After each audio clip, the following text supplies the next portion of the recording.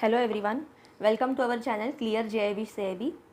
Guys, आज से हम जो नया सब्जेक्ट आया है, brand new subject advance business and financial management ABFM CAIIB में जो सब्जेक्ट आया है, तो उसके लेक्चर स्टार्ट करने वाले हैं। मैकमिलन के बुक से ईच एंड एवरी टॉपिक आपका कवर किया जाएगा, तो आपको बने रहना है एंड तक। और each and every video refer करने के लिए आपको बेल आइकन को प्रेस करना है और सब्सक्राइब करना है, ठीक है।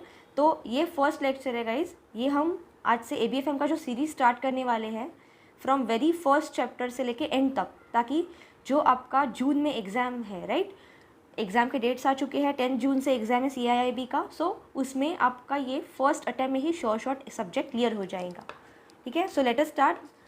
सो ये बेसिकली टेक्स्ट बुक है आईआईबीएफ की तरफ से, जो मैकमिलन एजुकेशन का जो आया है, ठीक है। तो गाइज, इसमें टोटल 4 मॉड्यूल्स है। मॉड्यूल ए है मैनेजमेंट प्रोसेस, जिसमें आपको basics of management, planning, organising, staffing, directing, ये सब चीज़ें सीखनी है। मॉड्यूल 2 है, उसमें advance concepts of financial management हम सीखेंगे, जिसमें sources of finance, financial strategies, capital investment decision making, ये सब सीखेंगे गाइज। डोंट वरी, इन सभी टॉपिक्स पे आपको डिटेल लेक्चर्स मिलेंगे, step by step, chapter by chapter, लेकिन आपको रेगुलरली लेक्चर्स देखने हैं उसके लिए, ठीक है। देन मॉड्यूल सी है, जिसमें वैल्यूएशन, मर्जर्स एंड एक्विजिशन पे ये मॉड्यूल सी है, जिसमें आपको corporate valuation, discounted cash flow valuation, ठीक है, special cases valuation, deal structuring and financial strategies, ये सब पढ़ना है। और लास्ट का जो मॉड्यूल है वो है इमर्जिंग बिजनेस सॉल्यूशंस, ठीक है। इसमें आपको hybrid finance, startup finance, private equity, venture capital, ये सब पढ़ना है। तो बेसिकली गाइज, आज से हम स्टार्ट करने वाले हैं मॉड्यूल ए, जो कि है मैनेजमेंट प्रोसेस के बेस, उसका यूनिट 1। गाइज, ये सब्जेक्ट स्टार्ट करने से पहले मुझे आपको एक लाइट आइडिया देनी है कि बेसिकली ये सब्जेक्ट में हम पढ़ेंगे क्या, ठीक है। Management, advance business and financial management, ये सब्जेक्ट का नाम ही इटसेल्फ बता रहा है कि हम यहाँ पे बेसिकली बिजनेस और फाइनेंशियल जो अपना बिजनेस है या फाइनेंशियल इंस्टीट्यूशन है, तो उसे कैसे मैनेज करना है, उसका मैनेजमेंट प्रोसेस, और वो भी एडवांस्ड। तो बेसिकली ये सब्जेक्ट टोटली रिलेटेड है मैनेजमेंट से। तो जब हम ये स्टार्ट करेंगे पढ़ाई करना, तो इतना दिमाग में फिट करना है कि यहाँ पे मैनेजमेंट के रिगार्डिंग सब कॉन्सेप्ट्स आएंगे, तो वो हम एक पॉजिटिव वे से ग्रास्प करेंगे, उसे समझेंगे कि कैसे मैनेजमेंट करना है। Okay, so let us start. Module A है मैनेजमेंट प्रोसेस।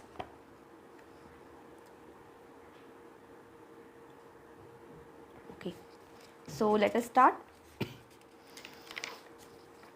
इसमें जो फर्स्ट यूनिट है गाइस, बेसिक्स ऑफ मैनेजमेंट, उसे में हमें देखना है objectives, introduction, definition of management, management process क्या होता है, मैनेजमेंट के फंक्शंस क्या होते हैं, importance of management, management thoughts and approaches, management challenges and opportunities, introduction to strategic management and business environment analysis. Okay, step by step हम जाएंगे। सो यहाँ पे उन्होंने दिया है कि क्या क्या ऑब्जेक्टिव्स हैं मैनेजमेंट के। Okay, After studying this unit, you will have better understanding of meaning of management, management process, functions of management, importance, जो कि हमने पहले देखा था इंडेक्स में, वही यहाँ पे दिया हुआ है।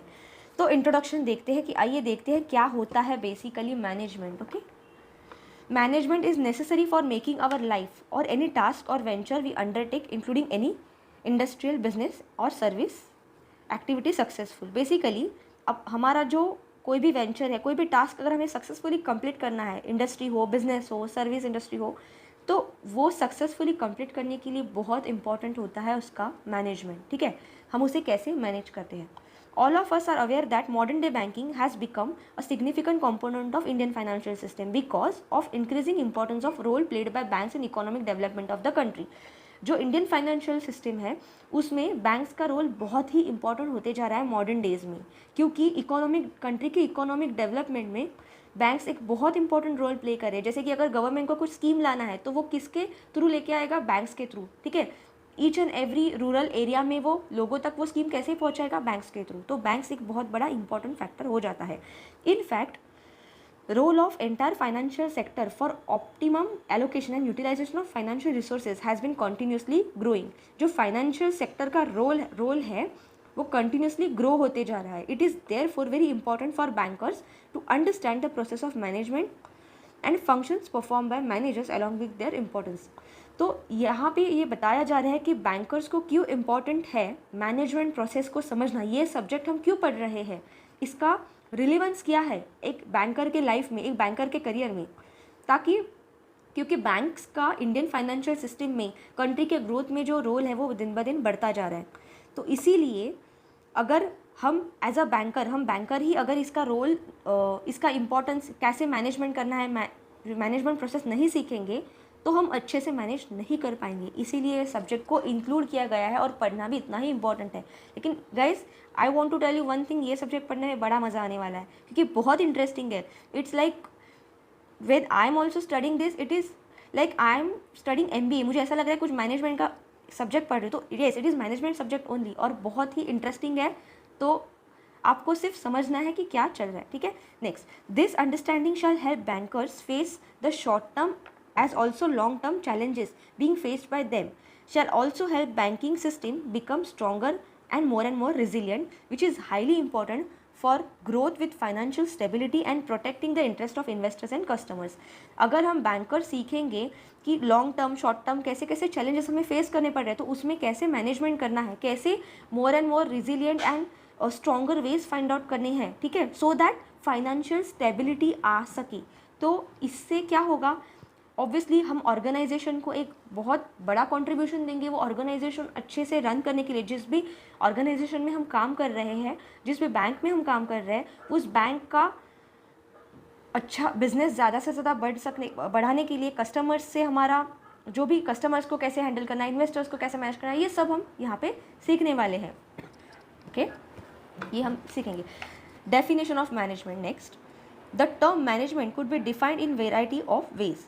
It could be referring to the persons running an organization collectively who are responsible for decision making। Management को एक ऐसे भी हम देख सकते हैं कि जो भी पर्सन एक ऑर्गेनाइजेशन चला रहा है उसे रिफ़र करना कि वो कैसे डिसीजन वगैरह दे रहा है। The Cambridge dictionary refers management as a activity or job of being in charge of company, organisation, department or the team of employees. So basically जो कैम्ब्रिज डिक्शनरी है वो मैनेजमेंट वर्ड को कैसे रिफ़र करती है, तो यहाँ पे एक डेफिनेशन जैसा दिया गया है, ये इंपॉर्टेंट है फ्रॉम एग्जाम पर्सपेक्टिव, ये पूछा जा सकता है क्योंकि ये फर्स्ट टाइम आपका न्यू सिलेबस का एग्ज़ाम होने वाला है। तो ऐसे छोटे छोटे जो क्वेश्चन है ऑब्जेक्टिव, ये जो डेफिनेशन है या किसी ऑथर ने कुछ कहा है या कुछ फॉर्मल, मतलब जो वेल डिफाइंड है डेफिनेशन लिए या कॉन्सेप्ट, तो वो आपको पढ़ने हैं क्योंकि एग्जाम पर्सपेक्टिव से बहुत इंपॉर्टेंट हो जाता है। तो कैम्ब्रिज डिक्शनरी कैसे डिफाइन करती है मैनेजमेंट को? It says management is an activity or job of being in charge of company. Management एक ऐसी एक्टिविटी है या ऐसा जॉब है कि आप एक कंपनी के इंचार्ज हो या एक ऑर्गेनाइजेशन के इंचार्ज हो या डिपार्टमेंट के या इंचार्ज हो या एक टीम ऑफ एम्प्लॉयज़ के आप इंचार्ज हो और उन्हें आप मैनेज कर रहे हो, तो वही प्रोसेस को बोलते हैं management. We even say that 3 components of management refer to their organizing skills, their skills as an entrepreneur and getting the best out of their team members। So यहाँ पे उन्होंने कहा है कि there are 3 components of management। तो ये भी important हो जाता है। आपको 5 ऑप्शन दिए जाएंगे, ठीक है, इसमें से पहले 3 ऑप्शन रहेंगे, ये 3 कॉम्पोनेंट। चौथा ऑप्शन रहेगा, क्वेश्चन पूछा जाएगा which of these as per Cambridge dictionary are the components of management, ठीक है, 3 इंपॉर्टेंट या मेन कॉम्पोनेंट ऑफ मैनेजमेंट, और 3 कॉम्पोनेंट लिए जाएंगे। चौथा ऑप्शन रहेगा all of the above and 5वां रहेगा नन ऑफ द अबव। तो ऐसे भी आपको ट्रिगर किया जा सकता है एग्जाम में, तो आपको ईच एंड एवरी पॉइंट समझना ज़रूरी है। पहला कॉम्पोनेंट क्या है? Organising skills. मैनेजमेंट क्या होता है? स्किल्स को ऑर्गेनाइज करना, कि कौन से स्किल्स यूज़ करके हम ऑर्गेनाइजेशन को आगे बढ़ाएंगे। सेकेंड है their skills as an entrepreneur. Entrepreneur मतलब बिजनेसमैन, तो वो एज अ बिजनेसमैन आपके क्या स्किल्स है। एंड तीसरा है getting the best out of their team members. जो बिजनेस चला रहा है, जो मैनेजर है, वो अपने टीम मेंबर्स से कैसे उनका बेस्ट परफॉर्मेंस निकाल के ऑर्गेनाइजेशन एफिशिएंटली चला रहा है। तो ये 3 कंपोनेंट्स है guys, organising skills, their skills as an entrepreneur and getting best out of their team members, ठीक है। तो ये है 3 important components of management. Okay, आगे देखते हैं। The skills for organizing would obviously include traditional skills, principles and techniques of management which have evolved over a period of time and continuously evolving. ये जो organizations के skills है ना वो बहुत पुराने ज़माने से चलते आ रहे guys. They include traditional skills, जो पुराने स्किल्स है, principles and techniques of management. ठीक है, मैनेजमेंट के क्या प्रिंसिपल्स ऑफ टेक्निक और टेक्निक्स है जिन्हें यूज़ करके मैनेजमेंट किया जा सकता है, which have been evolve over a period of time, जो बहुत पुराने टाइम से इवॉल्व होते आ रहे हैं, जिन्हें यूज़ किया जा रहा है और कॉन्टीन्यूसली इवॉल्विंग, और आगे भी वो टेक्निक्स में कई सारे डेवलपमेंट्स हो रहे हैं, वो टेक्निक्स में इवोल्यूशंस हो रहे हैं, नए नए टेक्निक्स मैनेजमेंट के आ रहे हैं. ठीक है, डेवलप हो रहे हैं, इन्वेंट हो रहे हैं. तो ये सब चीज़ें आपको समझना बहुत ज़रूरी हो जाता है. ठीक है, then next, Henri Fayol, a widely acknowledged as the founder of modern management methods, was an early management writer who was instrumental in contributing immensely to formal organization theory. यहाँ पे एक और इम्पॉर्टेंट पॉइंट आ जाता है guys, that is Henry Fayol, जिसे founder of modern management methods बोला जाता है. ठीक है, he was earlier management writer who was instrumental in contributing immensely to the former organization theory. तो किसे founder of modern management methods कहा जाता है, जिनका नाम है हेनरी फेयोल. और उन्होंने क्या लिखा, उन्होंने किस में कंट्रीब्यूशन दिया, फॉर्मल ऑर्गेनाइजेशन थियोरी. ये टॉपिक में, ये फील्ड में उन्होंने अपना कंट्रीब्यूशन दिया, फॉर्मल ऑर्गेनाइजेशन थियोरी. किसने दिया, हेनरी फेयोल ने. अभी देखते हैं कि उन्होंने क्या एग्जैक्टली अपना थियोरी बताया जिसके बेसिस पे उन्हें founder of modern management method कहा जा रहा है. ठीक है, the theory propounded by Henri Fayol includes 6 types of organisational activities which also included management. उन्होंने 6 ऑर्गेनाइजेशनल एक्टिविटीज़ को डिफाइन किया. ठीक है, उन्होंने 6 ऑर्गेनाइजेशनल एक्टिविटीज़ के जो 6 टाइप्स है उनको उन्होंने डिफाइन किया, जिसमें से एक था मैनेजमेंट भी.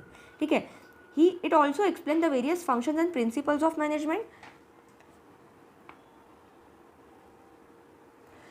His contemporary Frederick Winslow Taylor introduced methods to improve industrial efficiency. उनके एक फेलो मेंबर थे जिनका नाम था फ्रेडरिक विंस्लो टेलर. ये दूसरा नाम है गाइस, ये भी आपको याद रखना है. Frederick Winslow Taylor introduce methods to improve industrial efficiency. तो किसने मेथड्स दिए to improve industrial efficiency, it's Frederick Winslow Taylor. In 2001, fellows of academy of management New York voted Taylor's book The Principles of Scientific Management, published in the year 1911, as the most influential management book of the 20th century. ये बहुत important है guys. ये एक हमें factual information मिल रही है कि 2001 में जो fellow of academy of management New York है, उन्होंने फ्रेडरिक विंस्लो टेलर का एक बुक आया था जो कि मैनेजमेंट पे बेस्ड था. उसका नाम था the principles of scientific management, जो कि 2011 में पब्लिश किया था, लेकिन उसको 2001 में अवार्ड मिला. कौन सा अवार्ड मिला, most influential management book of the 20th century. तो क्वेश्चन आपको एग्जामिनर ऐसे भी पूछ सकता है, which book was awarded as the most influential management book of the 20th century by fellow of academy of management New York. So the book was principles of scientific management, और वो book किसने लिखा है, who was the author, Frederick Winslow Taylor. उन्होंने ये book कब लिखा था, 1911 में, 1911 में, लेकिन अवार्ड कब मिला, 2001 में. ओके, तो ये भी एक इंपॉर्टेंट डेटा हो जाता है गाइज. अभी देखते हैं कि इस बुक में उन्होंने क्या चीज़ें बताई है. Scientific management, also known as Taylorism, is a management theory which was used for analyzing, synthesizing workflows with main objectives of improvement of economic efficiency and labor productivity. Basically, ये बुक में जो कि किस पे बेस्ड था, scientific management के topic पे, जिसे टेलरिज्म भी बोला जाता है ना. टेलरिज्म वर्ड कहाँ से आया, बेसिकली उनका सरनेम टेलर था, तो टेलरिज्म ऐसा उन्होंने वर्ड प्रोनाउंस किया है. कि इसका मतलब क्या है, it is a management theory, एक प्रकार की मैनेजमेंट थियरी है, which was used for analyzing, synthesizing workflows with main objective for improvement of economic efficiency and labor productivity. Basically, कोई भी ऑर्गेनाइजेशन की या कोई भी ग्रुप की, अगर उसे आपको वो ऑर्गेनाइजेशन की इकोनॉमिक एफिशिएंसी और लेबर प्रोडक्टिविटी इंप्रूव करनी है, तो उसके लिए क्या एनालिसिस करना चाहिए, कौन सा वर्कफ्लो होना चाहिए, सिंथेसाइजिंग वर्कफ्लो, क्या वर्कफ्लो होना चाहिए वो ऑर्गेनाइजेशन में, ताकि उसका इकोनॉमिक एफिशिएंसी बढ़े, वो उसका लेबर प्रोडक्टिविटी बढ़े. तो ये सब चीज़ों का जो मैनेजमेंट थियरी है ना, इसका ये मैनेजमेंट थियरी के डिटेल्स दिए थे साइंटिफिक मैनेजमेंट बुक में, ठीक है, the principles of scientific management. किसने दिए थे? फ्रेडरिक टेलर ने दिए थे। इसीलिए ये कॉन्सेप्ट को, ये थियोरी को उनके नाम से पुकारा गया, that is Taylorism. Okay, are you getting? यहाँ तक समझा कि टेलरिज्म क्यों बोला गया? क्योंकि उन्होंने एक ऐसी मैनेजमेंट थियोरी दी थी वो बुक में जिसको यूज़ करके एक बिजनेस का, एक ऑर्गेनाइजेशन का, एक ग्रुप ऑफ टीम का जो भी वर्क कर ले टूवर्ड्स अकॉम्प्लिशिंग अ गोल, तो उन्हें कैसे एनालाइज करना है, क्या वर्कफ्लो होना चाहिए ताकि जो मेन ऑब्जेक्टिव है इकोनॉमिक एफिशिएंसी और लेबर प्रोडक्टिविटी बढ़ाने का, उसे इंप्रूव किया जा सके, ठीक है, इसे कहते हैं टेलरिज्म। सो एग्जाम में ऐसे भी क्वेश्चन आ सकता है कि what is Taylorism and Taylorism ये वर्ड किसके नाम से आया, ऐसे भी क्वेश्चन आ सकता है। या ऐसे भी क्वेश्चन आ सकता है कि साइंटिफिक मैनेजमेंट थियोरी क्या है, what is scientific management theory. तो इसीलिए ये एक प्रकार का डेफिनेशन टाइप हो गया गाइस, ये आपको याद रखना इंपॉर्टेंट है। Okay, and several parts of the theory relating to industrial engineering and management are still relevant. Okay, उनकी कई थियोरी अभी तक भी रिलीवेंट है, यूज़ किए जा रहे हैं। आगे देखते हैं। आई होप गाइज जो मैं पढ़ा रही हूँ वो पिक आपको क्लियर है, आपको क्लियरली दिख रहा है। अगर कुछ भी आपको इशू है तो आप बता सकते हो कमेंट्स में। I think this clarity and brightness is sufficient. Okay, आगे देखते हैं।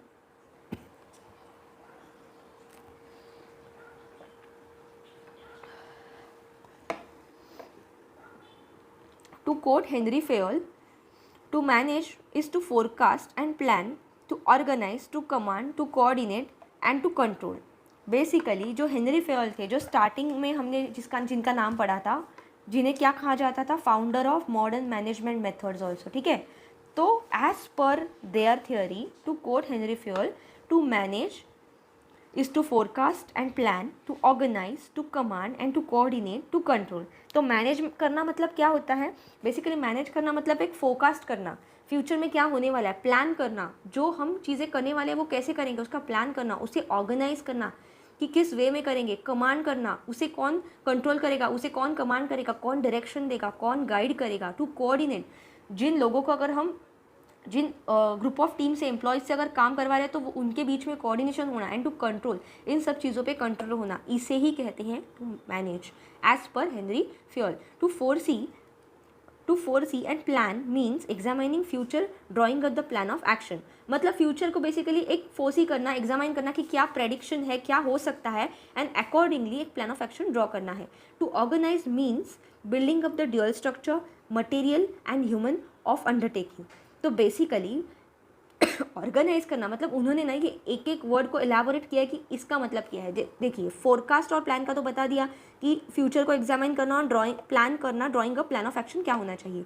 To organise means building up and the dual structure, कि क्या स्ट्रक्चर होना चाहिए एक ऑर्गेनाइजेशन में, मटेरियल एंड ह्यूमन, मटेरियल का भी और ह्यूमन का भी, जो रिसोर्सेस है और एम्प्लॉय भी एज अ रिसोर्सेस ही है ताकि काम किया जा सके। Okay, to command means binding together. Okay, command means जो भी काम कर रहे हैं एम्प्लॉयज़ उनको एक साथ बनाए रखना और वो harmonising all the activity and effort, वो अच्छे से एक दूसरे से के साथ कोऑर्डिनेट करके काम करें, ठीक है। To control means seeing that everything occurs in conformity with established rule and express demand. Okay, to control means seeing that everything occurs in conformity, मतलब सब कुछ अच्छे से चल रहा है या नहीं, और फिर अगर नहीं चल रहा है तो फिर उसे कमांड देना, एंड अगर चल रहा है तो अच्छे से उस पर ध्यान रखना, नज़र रखना, ये सब चीज़ें ये आती है कंट्रोल के अंडर। तो ये सब चीज़ें होती है मैनेजमेंट के अंदर एज पर हेनरी फेयल। तो उन्होंने बेसिकली यहाँ पे आपको ब्रीफली बताया है कि मैनेज करना मतलब क्या होता है, ठीक है। Peter Drucker, the famous management guru, in his book management task, responsibilities and practices. So basically Peter Drucker थे, उन्होंने एक बुक लिखा था मैनेजमेंट पे जिसका नाम है management task, responsibilities and practices. So exam perspective से इंपॉर्टेंट हो जाता है कि ये बुक किसने लिखा था। ओके, पीटर ड्रकर ने।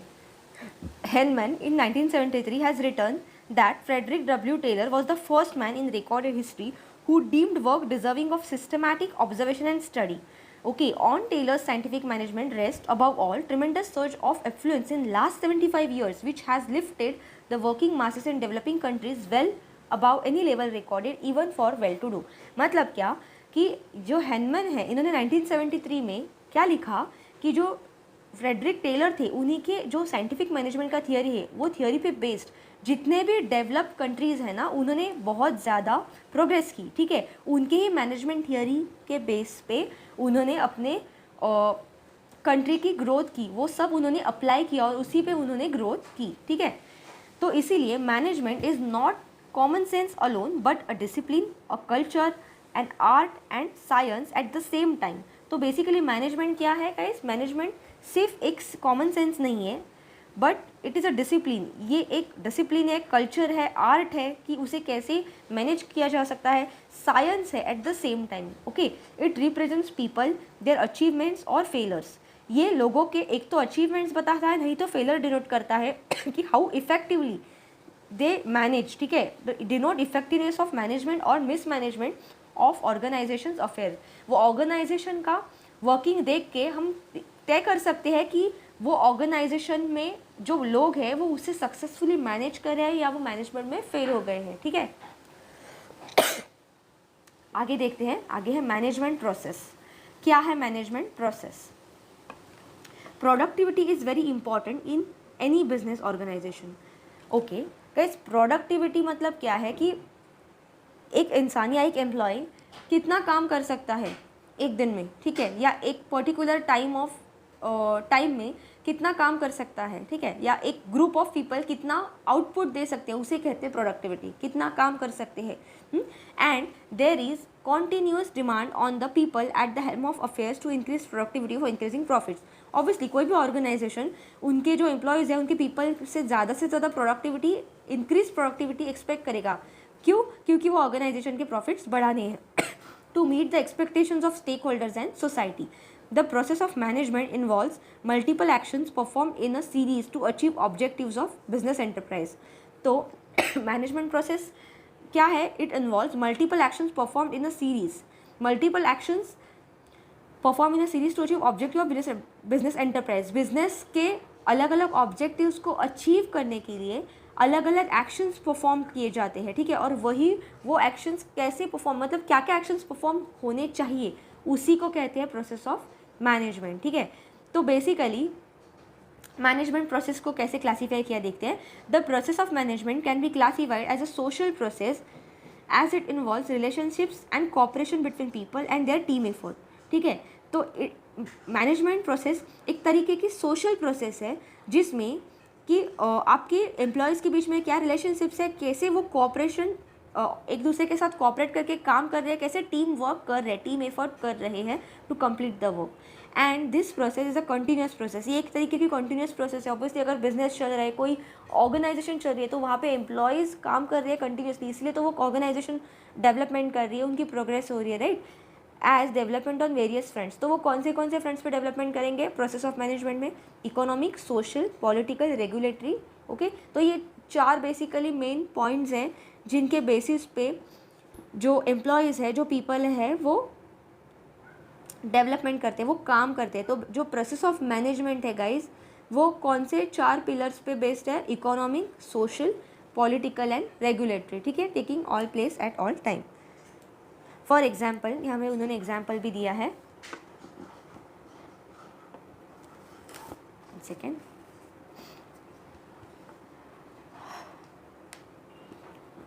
यस, उन्होंने एग्जाम्पल भी दिया है, you can solve a problem and a new problem crops up, ठीक है। मतलब आपने एक प्रॉब्लम सॉल्व किया तो दूसरा प्रॉब्लम आ जाता है, क्योंकि ये कंटिन्यूस वर्क है ना। और manager is suppose to deal with multiple problems at the same time. एक मैनेजर को एट अ टाइम अलग अलग प्रॉब्लम से डील करना पड़ता है, इसीलिए तो उसे मैनेजर की पोजीशन दी गई है ना। Each of which could be at different resolution stage. अलग अलग स्टेज पे अलग अलग तरीके के प्रॉब्लम से एक मैनेजर को डील करनी पड़ती है। The complexity of management has laid down foundation of breaking down each activity into various parts और sub activities so that we can understand the complete significance of each activity. तो basically एक manager को क्या करना होता है, अगर कोई भी प्रॉब्लम आता है, कितना भी कॉम्प्लेक्स हो, तो उसे छोटे छोटे एक्टिविटीज़ में, छोटे छोटे पार्ट्स में ब्रेक डाउन करना होता है और उसके और सब एक्टिविटीज़ में ब्रेक डाउन करके वो एक एक लेवल पे जाके उसको वो प्रॉब्लम का सॉल्यूशन ढूंढना है, ताकि वो अपने एम्प्लॉयज़ से वो काम करके ले सके। This is the reason for division of management, ठीक है। तो ये एक रीज़न है कि मैनेजमेंट को कैसे डिवाइड किया जा सकता है इनटू डिफरेंट एलिमेंट्स। तो अभी आता है बहुत इंपॉर्टेंट पॉइंट ये यूनिट का, ये चैप्टर का, कि कौन से 4 इम्पॉर्टेंट एलिमेंट्स हैं जिन्हें यूज़ करके ऑर्गेनाइजेशन जो मैनेजमेंट है उसे 5 पिलर्स में डिवाइड किया जा सकता है, ठीक है। कौन से डिफरेंट एलिमेंट्स है? पहला एलिमेंट है प्लानिंग, 1 सेकेंड, ओके। पहला एलिमेंट है मैनेजमेंट का प्लानिंग, सेकंड है ऑर्गेनाइजिंग, थर्ड है स्टाफिंग, फोर्थ है डायरेक्टिंग एंड फिफ्थ है कंट्रोलिंग। ये बहुत इंपॉर्टेंट है, ये हर एक पॉइंट पे आगे अब हमें डिटेल में पढ़ना है गाइस, लेकिन यहाँ पे आपको इतना ध्यान रखना है कि what are the 4 important elements of management: planning, organizing, staffing, directing and controlling. Okay, although all these elements are interconnected, each of these can be analyzed as a sub process. ये भले ही इंटरकनेक्टेड है लेकिन इन्हें अलग अलग सब process में analyse किया जा सकता है. Each element contributes to the success of organisation. ये हर एक एलिमेंट ऑर्गेनाइजेशन के सक्सेस में बहुत बड़ा इंपॉर्टेंट रोल प्ले करता है, irrespective of its big size और स्मॉल. भले ही ऑर्गेनाइजेशन का, आपकी कंपनी का साइज बड़ा हो या स्मॉल हो, ये सभी एलिमेंट्स इंपॉर्टेंट है. टाइप ऑफ ओनरशिप, मतलब क्या टाइप ओनरशिप टाइप है, पब्लिक है, प्राइवेट है, कॉन्स्टिट्यूशन है, सोल प्रोप्रिएटर है, ठीक है, पार्टनरशिप फॉर्म है, कंपनी है, टाइप ऑफ ऑर्गेनाइजेशन है, मतलब इंडस्ट्रियल हो, बिजनेस हो, सर्विस हो, नॉन प्रॉफिट, कोई भी ऑर्गेनाइजेशन हो. ये सभी ऑर्गेनाइजेशन में ये मैनेजमेंट के जो इंपॉर्टेंट एलिमेंट्स है ये एप्लीकेबल होते हैं गाइज. और ये हर एक एलिमेंट अगर परफेक्टली मैनेज हो तो ही वो ऑर्गेनाइजेशन सक्सेसफुली चलता है, वो सक्सेसफुली चल सकता है, ठीक है. तो देखते हैं क्या क्या फंक्शंस हैं मैनेजमेंट के. Functions of management are multifarious and encompass each and every activity of organization. Responsibility of manager may differ based on his hierarchy level in the organization. Okay, एक ऑर्गेनाइजेशन में मैनेजर की जो responsibility है वो अलग अलग हो सकती है डिपेंडिंग अपॉन उसका क्या पोजीशन है वो ऑर्गेनाइजेशन में. बट ही और she is responsible for planning. वो मैनेजर को बेसिकली वो ऑर्गेनाइजेशन में अगर मैनेजमेंट करना है तो उसे प्लानिंग करना होगा, उसे डायरेक्टिंग करना होगा, उसके डायरेक्शन देना होगा, leading the workers and other staff, उसे वर्कर्स और अदर स्टाफ को लीड करना है कि उन्हें कैसे काम करना है, क्या काम करना है.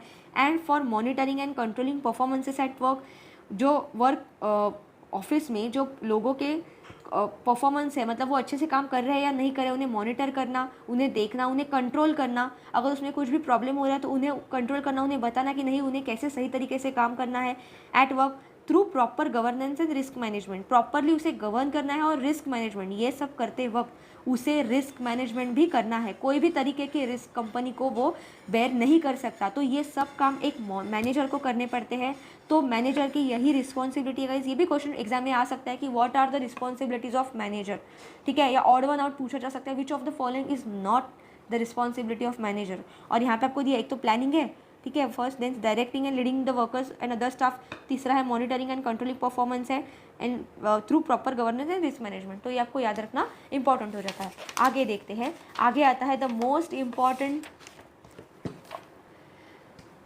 Topic of the this unit is what are the functions of management, जो कि हमने पहले अभी देखे just.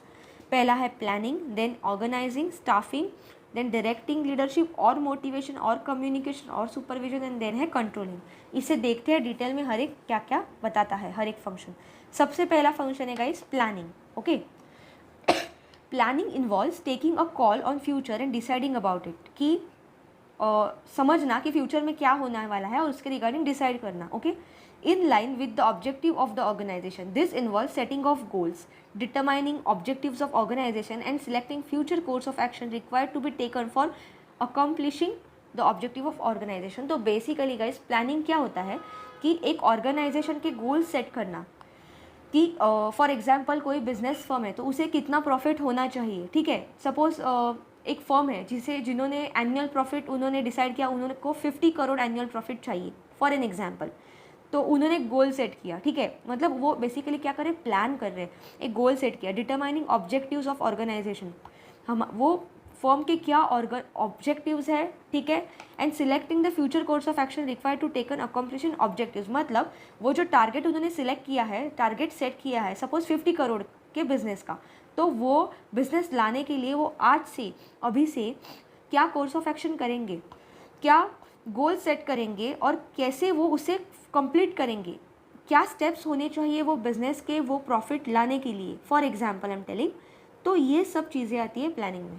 Okay, when you plan you decide in advance about what needs to be done. आप जब प्लान करते हो तो आप पहले ही एडवांस में डिसाइड कर रहे हो कि क्या क्या काम हमें करना है आगे, व्हेन कब करना है, where it need to be done कहाँ वो काम करना है, how it shall be done कैसे करना है, and how it would be doing it, मतलब हम मिलके वो सब काम कैसे करेंगे। मतलब अगर वो फर्म का बिजनेस का एक टारगेट है सपोज 50 करोड़ का, तो वो कैसे करेंगे, कहाँ किस प्लेस पे वो स्टार्ट करेंगे वो बिजनेस का टारगेट अचीव करना, ठीक है, कौन से टाइम में स्टार्ट करेंगे, कितने लोग रहेंगे, वो कैसे काम करेंगे, ठीक है, ये सभी चीज़ें, ठीक है। The activities of a business entity get the desired direction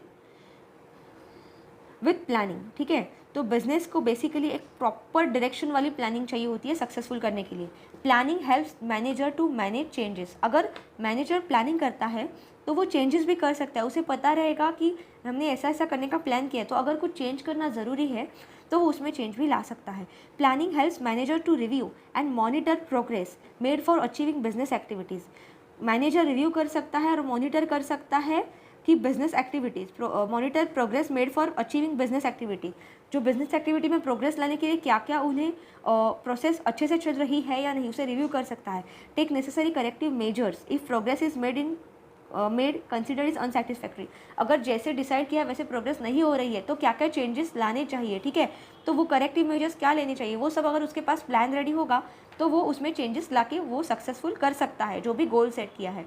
planning is a fundamental function to be perform by management and has considerable influence on all other functions of management, ठीक है। प्लानिंग क्या है, एक fundamental function है, basically planning क्या है, एक fundamental function है जो कि परफॉर्म किया जाता है बाय मैनेजमेंट, जिसे एक मैनेजमेंट को यूज़ करके and all other functions of management को यूज़ करके हम प्लानिंग कर सकते हैं, ठीक है। यही बेसिकली है point guys, first function of management that is planning. यहाँ तक समझा, आगे देखते हैं। सेकेंड फंक्शन है ऑर्गेनाइजिंग। देखो वर्ड से तो पता चल रहा है ऑर्गेनाइजिंग मतलब ऑर्गेनाइज करना, ओके, कोई भी चीज़ कोई भी टास्क ऑर्गेनाइज करना, लेकिन डिटेल में देखते हैं ये होता क्या है। Organizing is another important function perform by management of organization and deals with the organizational structuring and arranging the resources of organization. For example, people employed by organization, material, capital, technology used for achieving objectives of the enterprise. Basically कोई भी manage business का management अगर करना है तो उसमें important है उसका स्ट्रक्चर ऑर्गेनाइज करना, उसके रिसोर्सेस ऑर्गेनाइज करना। जैसे कि for example people employed in organization, किसी ऑर्गेनाइजेशन में अगर लोगों को एम्प्लॉय किया है तो वो क्या मटेरियल्स यूज़ करेंगे काम करने के लिए, क्या कैपिटल उनके पास है, ठीक है, क्या टेक्नोलॉजी वो यूज़ करेंगे कि ताकि वो ऑब्जेक्टिव्स अचीव कर पाए, ठीक है। तो ये सभी चीज़ें आती है ऑर्गेनाइजेशन में। Organizing involves taking decisions about division of work. Organizing में क्या इंपॉर्टेंट है, क्या उसमें चीज़ें आती है, डिवीजन ऑफ वर्क, काम को कैसे बांटा जा रहा है एम्प्लॉयज़ में, एलोकेशन ऑफ रिस्पॉन्सिबिलिटी, किसे क्या रिस्पॉन्सिबिलिटी दी गई है, and authority and task coordination, किसे क्या अथॉरिटी दी गई है और कैसे टास्क को कोऑर्डिनेशन से किया जाएगा, यही चीज़ें आती है गाइज ऑर्गेनाइजिंग में। Organizing becomes more and more complex function and more important within the business growth. जैसे कि ये सब चीज़ें मैनेज करना, ये सब मतलब कौन क्या काम करेगा, ठीक है, किसे क्या रिस्पॉन्सिबिलिटी दी गई है, किसे क्या अथॉरिटी है, ठीक है, कैसे टास्क कोऑर्डिनेशन से किया जाएगा, ठीक है। तो ये सब चीज़ें दिन ब दिन कॉम्प्लेक्स होती जा रही है, लेकिन ये बिजनेस ग्रोथ के लिए बहुत इंपॉर्टेंट है। Building an effective and formal organization structure assumes greater significance when business grows. जैसे जैसे बिजनेस ग्रो होता है वैसे वैसे ऑर्गेनाइजेशनल स्ट्रक्चर का जो इंपॉर्टेंस है वो बहुत इंपॉर्टेंट हो जाता है, उसमें कोई भी एरर अलाउड नहीं है। It could lead to a loss as this involves defining, classifying, arranging, coordinating different types of work activities performed by organization। क्योंकि ये ऑर्गेनाइजिंग के पॉइंट में क्या क्या चीज़ें आती है, डिफाइनिंग, क्लासीफाइंग और arranging, coordinating different types of activities and perform by organize. तो ये सबसे इंपॉर्टेंट पार्ट है एक ऑर्गेनाइजेशन के वर्किंग का, तो ये बहुत इंपॉर्टेंट पार्ट है गाइज, और यही आता है सब ऑर्गेनाइजिंग में, okay. It therefore it is highly dynamic. अभी ऑर्गेनाइजिंग में क्या क्या आता है ऑर्गेनाइजेशन में, ऑर्गेनाइजिंग के पॉइंट में वो देखते हैं। पहला है टास्क मैनेजमेंट। उसमें क्या आता है कि कैसे टास्क मैनेज किया जा रहा है, what is to be done, क्या करना है, हु विल डू इट, कौन करने वाला है, how the grouping of task shell be done, मतलब टास्क को कैसे ग्रुप्स में बांटा जाए ताकि एम्प्लॉय उसे कर सके, ये आता है टास्क मैनेजमेंट में। सेकेंड है reporting structure, who shall be reporting to whom, तो मतलब जो काम कर रहे हैं वो कौन किसे रिपोर्ट कर रहा है। तीसरा है decision making, who shell make the decision, decisions कौन लेगा, at what level decision shall be made, कौन से लेवल पे डिसीजंस लिए जाएंगे, ठीक है। तो गाइज ये 3 इंपॉर्टेंट एरियाज है ऑर्गेनाइजिंग में, ये भी एग्जाम में पूछा जा सकता है, which are the 3 important areas, या इनमें से कौन सा एक वन ऑफ द पार्ट है, one of the area of organizing, that is task management, reporting structure and decision making. आगे देखते हैं, नेक्स्ट आता है स्टाफिंग। स्टाफिंग नाम से ही पता चल जाता है, इट इज रिगार्डिंग स्टाफ, मतलब एम्प्लॉयज। और successful organization need to have suitable human capital for achieving his objective, a function made easy for staffing. कोई भी ऑर्गेनाइजेशन अच्छे से चलाने के लिए इंपॉर्टेंट होता है उसके एम्प्लॉयज़, उसका स्टाफ, वो स्टाफ अच्छा होना चाहिए, वो स्टाफ अच्छे से काम करना चाहिए। The major staffing activities include recruitment, वो स्टाफ की रिक्रूटमेंट, जो स्टाफिंग एक्टिविटीज़ में क्या क्या आता है, उनकी रिक्रूटमेंट कैसे हो रही है, सिलेक्शन किस बेसिस पे सिलेक्शन हो रहा है, ट्रेनिंग, वो स्टाफ को क्या ट्रेनिंग दी जा रही है, डेवलपमेंट, वो उनकी कैसे डेवलपमेंट की जा रही है, मोटिवेशन, क्या तरीके का मोटिवेशन स्टाफ को दिया जा रहा है for various categories of employees, and fixation of their compensation, उनको क्या सैलरी, क्या कॉम्पेंसेशन दिया जा रहा है for their working, and reviewing it from time to time, और ये सभी चीज़ों को टाइम टू टाइम रिव्यू करना कि ये सही तरीके से हो रहा है या नहीं, इसी चीज़ को बोलते हैं staffing. Okay, staffing also takes care of promotions, job rotation, job enrichment, transfers, termination and retirement activities. तो बेसिकली स्टाफिंग में लोगों के प्रमोशन, जो एम्प्लॉयज़ हैं उनके प्रमोशन हो रहे हैं, जॉब रोटेशन कैसे चल रहा है, जॉब एनरिचमेंट कैसे हो रहा है, ट्रांसफर किस बेसिस पे हो रहा है, कैसे हो रहा है, टर्मिनेशन हो रहा है क्या, रिटायरमेंट एक्टिविटीज़ कैसे चल रही है, ये सब चीज़ें आती है स्टाफिंग में। ओके गाइस, नेक्स्ट है directing. Directing, okay, directing means क्या है, directing covers the functions of guiding and supervising activities perform by subordinate. Obviously उनको डायरेक्शन हम देंगे एम्प्लॉयज़ को कैसे काम करना है, तभी तो वो काम करेंगे ना अच्छे से, राइट।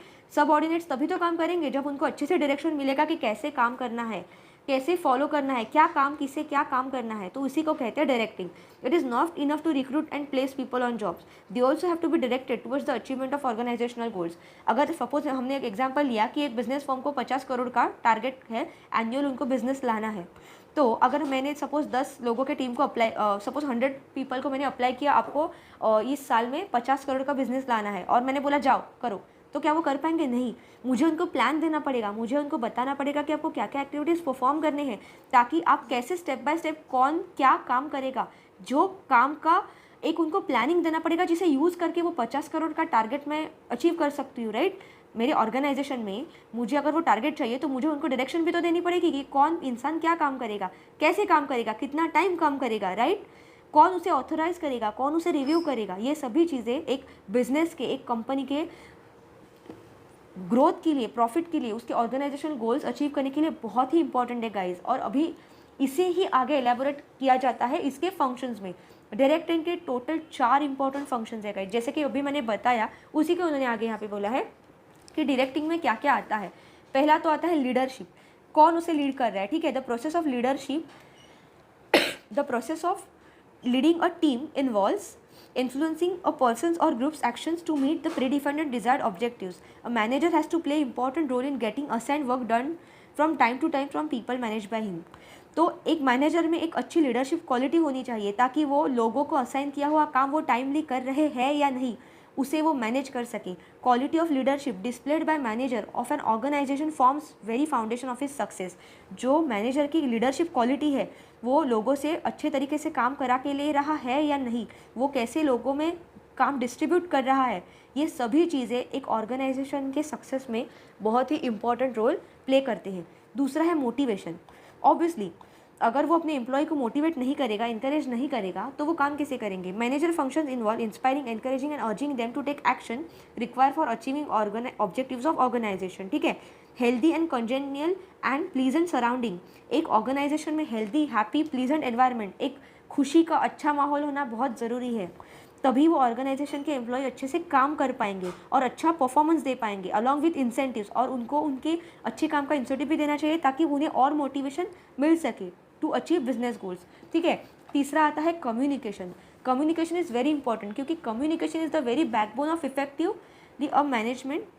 Manager perform. मैनेजर अगर अच्छे से कम्युनिकेट ही नहीं कर पाएगा अपने एम्प्लॉयज़ से, तो वो कैसे बताएगा कि उनको काम क्या करना है, ठीक है। तो ये कम्युनिकेशन बहुत इंपॉर्टेंट है। कम्युनिकेशन 2 तरीके का होता है, टॉप डाउन और बॉटम अप। जो टॉप डाउन अप्रोच है, मतलब मैनेजर जो इंस्ट्रक्शंस दे रहा है, it is very important that instructions flow speedily and clearly from top down. ऊपर से नीचे तक इंस्ट्रक्शंस अच्छे से जा रही है और अगर एम्प्लॉयज़ के कुछ सजेशंस है तो suggestion flow lower level to top level speedily होना चाहिए विदाउट एनी हिंड्रेंस। तो इसी में कुछ किसी भी तरीके का प्रॉब्लम नहीं होना चाहिए। मतलब ऊपर से नीचे तक मैनेजर अगर कुछ इंस्ट्रक्शन दे रहा है उसके एम्प्लॉयज़ को कि उन्हें कैसे काम करना है तो वो लोग अच्छे से फॉलो करने चाहिए, और ऊपर नीचे से ऊपर तक, मतलब अगर एम्प्लॉयज़ के कुछ सजेशन है तो लोअर से टॉप तक वो अच्छे से आने चाहिए मैनेजर तक, ये विदाउट एनी हिंड्रेंस होना चाहिए। Everyone in an organization has to be on same page to translate ideas into action. सबको सेम लेवल पे सेम पेज पे होना है, सबको एक दूसरे के आइडियाज समझ के लेने हैं। Effective two way communication is very basis for transfer of thoughts and facts. अगर दो वे कम्युनिकेशन होगा तभी तो थॉट्स और आइडियाज़ को एक्सचेंज किया जाएगा और वो ऑर्गेनाइजेशन में बेस्ट वर्किंग एनवायरनमेंट होगा। ठीक है, effective communicator have always been a position to strike chord with the subordinates and perform as per expectations of the top management। ठीक है, तो ये बेसिकली कम्युनिकेशन होना बहुत ज़रूरी है, और इफेक्टिव और कंफर्टेबल कम्युनिकेशन होना। ठीक है, टॉप डाउन और बॉटम अप। और इसका लास्ट पॉइंट क्या है? सुपरविजन। ऑब्वियसली अगर ये सब काम चालू है तो उसको सुपरवाइज भी तो होना चाहिए ना कि काम अच्छे से चल रहा है कि नहीं। Continuous monitoring and supervision of work assign to the subordinates is also important. Okay, तो उसका अच्छे से सुपरविजन भी हो रहा है या नहीं वो देखना है। Supervision helps in ensuring subordinates to perform their functions properly and to do their work in time as per lay down norms and standards. Okay, तो गाइज ये थे 4 पिलर्स ऑफ डायरेक्शन जो देते हैं मैनेजर अपने एम्प्लॉयज़ को। उसके क्या 4 पिलर्स थे? Leadership, motivation, communication and supervision. और अभी लास्ट पॉइंट है गाइज इसमें है कंट्रोलिंग। ठीक है, कंट्रोलिंग क्या होता है? तो basically proper control required to ensure the action taken by management help in achievement of organization goal।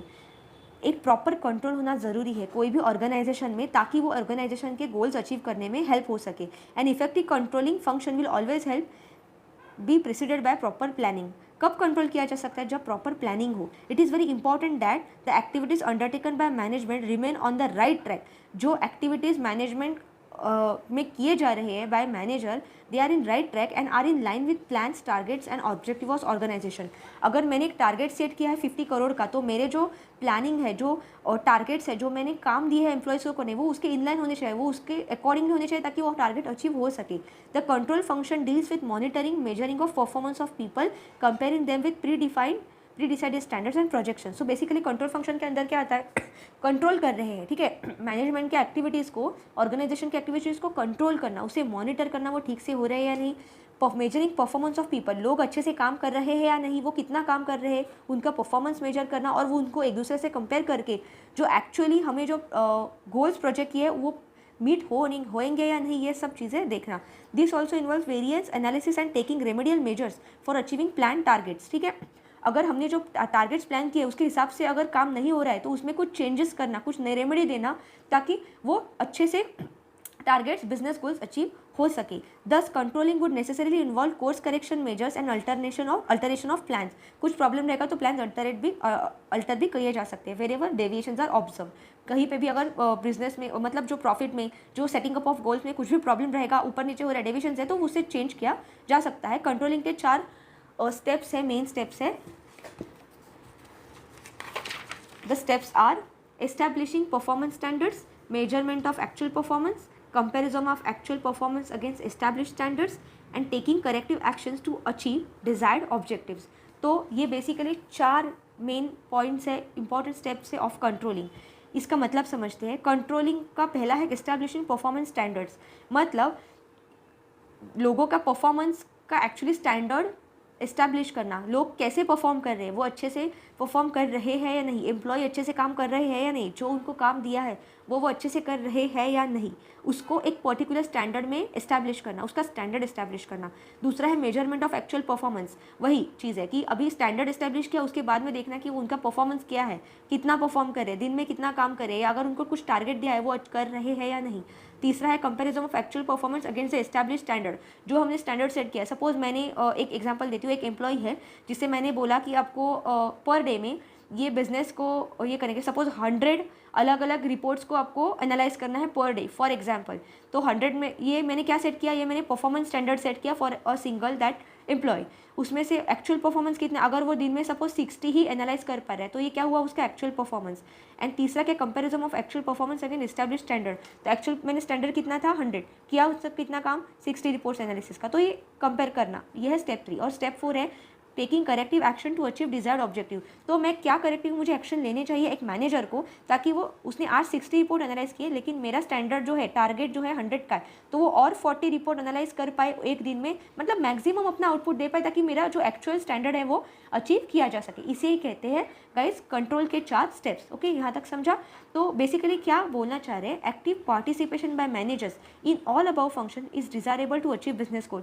किसी भी मैनेजर को एक अच्छा मैनेजर अगर उसे बनना है तो उसे ये सभी फंक्शंस अच्छे से आने चाहिए, वो सभी चीज़ें वो उसे मैनेज करनी पड़ेगी वो बिजनेस गोल्स अचीव करने के लिए of an organization. Since all above functions of management are interrelated, managers must take holistic view and use combination of the above management functions. ठीक है, तो बेसिकली ये सब फंक्शंस इंटर रिलेटेड है, तो मैनेजर को ये एक अच्छे मैनेजर को ये सभी फंक्शंस अच्छे से दिमाग में बिठा के उसे अप्लाई करना है अपने ऑर्गेनाइजेशन में, और उनके एम्प्लॉयज़ से एक बेस्ट आउटपुट लेना है ताकि वो बिजनेस के गोल्स अचीव किए जा सके।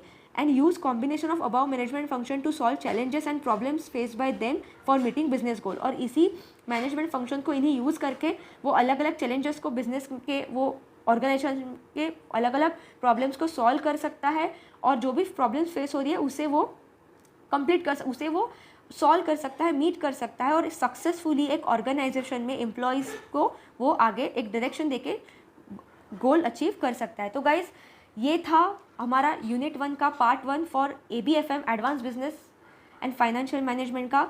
जल्द ही ये जो आगे इंपॉर्टेंस ऑफ मैनेजमेंट आगे चैप्टर है बाकी, और तो हम आगे के वीडियो में देखेंगे गाइज। तो thank you for watching this video. अगर आपको कोई भी डाउट रहेगा तो कमेंट सेक्शन में आप पूछ सकते हैं, आगे के वीडियो में आपका डाउट सॉल्व किया जाएगा।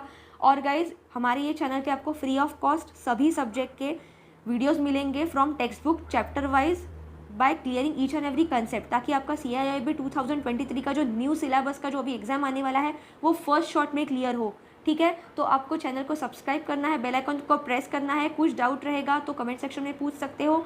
अगर वीडियो अच्छा लगा तो लाइक ज़रूर करना है, और आपके ज़्यादा से ज़्यादा दोस्तों के साथ शेयर कीजिए, ताकि ये फ्री ऑफ कॉस्ट इंपॉर्टेंट जो आपको फैसिलिटी मिल रही है, रिसोर्स मिल रहे हैं, वो सब तक पहुँचे, सबको उसी का फ़ायदा हो और सभी की एग्ज़ाम फर्स्ट अटेम्प्ट में क्लियर हो। So thank you guys for watching this video.